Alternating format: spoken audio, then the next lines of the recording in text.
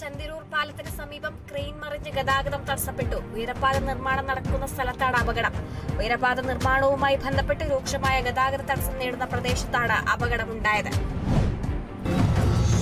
കോട്ടയം ലാലം പഴയ പള്ളിയിൽ പുതുതായി നിർമ്മിക്കുന്ന കെട്ടിടത്തിന് തറക്കല്ലിട്ടു. രൂപതാധ്യക്ഷൻ മാർ ജോസഫ് കല്ലറങ്ങാട്ട് ശിലാസ്ഥാപനം നടത്തി. പാരിഷ് കൌൺസിൽ അംഗങ്ങളും വൈദികരും ഇടവകാംഗങ്ങളും പങ്കെടുത്തു.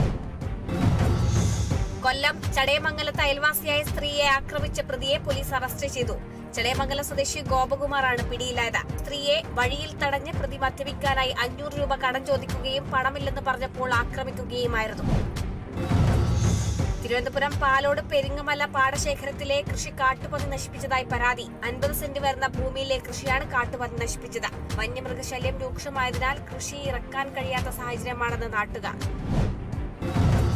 ഇടുക്കിയിൽ നാഷണൽ ആയുഷ് മിഷന്റെ നേതൃത്വത്തിൽ സൗജന്യ ആയുർവേദ മെഡിക്കൽ ക്യാമ്പ് സംഘടിപ്പിച്ചു. മൂന്നാർ ഗ്രാമപഞ്ചായത്ത് പ്രസിഡന്റ് ദീപ രാജ്കുമാർ ഉദ്ഘാടനം ചെയ്തു. തുടർന്ന് സൗജന്യ ആയുർവേദ മരുന്നുകൾ വിതരണം ചെയ്തു. തിരുവനന്തപുരം നെടുമങ്ങാട് കുപ്രസിദ്ധ ഗുണ്ടാ സ്റ്റംപർ അനീഷ് അറസ്റ്റിൽ. പിടിച്ചുപറി, കൂലിത്തല്ല്, ബഹളമുണ്ടാക്കൽ, സ്ത്രീകളെ ശല്യപ്പെടുത്തൽ തുടങ്ങി 30ഓളം കേസുകളിൽ പ്രതിയാണ്. കോടതിയിൽ ഹാജരാക്കിയ പ്രതിയെ റിമാൻഡ് ചെയ്തു.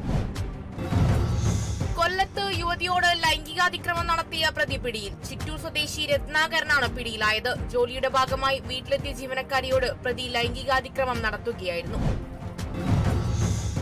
മലപ്പുറം വളാഞ്ചേരി ബസ് റൂട്ട് രൂപീകരണവുമായി ബന്ധപ്പെട്ട് ജനകീയ സദസ്സ് സംഘടിപ്പിച്ചു. പൊതുജനങ്ങൾ നേരിടുന്ന യാത്രാ ബുദ്ധിമുട്ട് പരിഹരിക്കാനും ഗതാഗതം ശക്തിപ്പെടുത്താനുമാണ് സദസ്സ് സംഘടിപ്പിച്ചത്.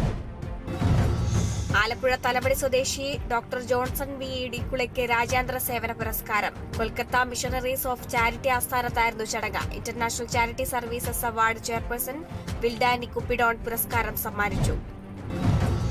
തൃശൂർ അന്തിക്കാട് ആടിനെ തെരുവ് നായ്ക്കൾ ആക്രമിച്ചു. കൂട്ടത്തോടെ എത്തിയ 7ഓളം തെരുവ് നായ്ക്കളാണ് ആക്രമിച്ചത്. അന്തിക്കാട് സ്വദേശി പ്രവീണിന്റെ ഉടമസ്ഥതയിലുള്ള ആടാണ് ചത്തത്.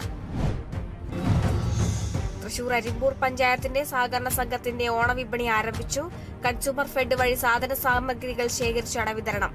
12 ഇനം പലചരക്ക് സാധനങ്ങളാണ് സബ്സിഡി നിരക്കിൽ കിറ്റിലാക്കി വിതരണം ചെയ്യുന്നത്. തൃശൂർ ഗുരുവായൂർ ദേവസ്വത്തിന്റെ വിവിധ പദ്ധതികളുടെ ഉദ്ഘാടനം മന്ത്രി ശ്രീ VN വാസവൻ നിർവഹിച്ചു. ഗുരുവായൂരിന്റെ പശ്ചാത്തല വികസന പദ്ധതികൾ സമയബന്ധിതമായി പൂർത്തിയാക്കണമെന്നും മന്ത്രി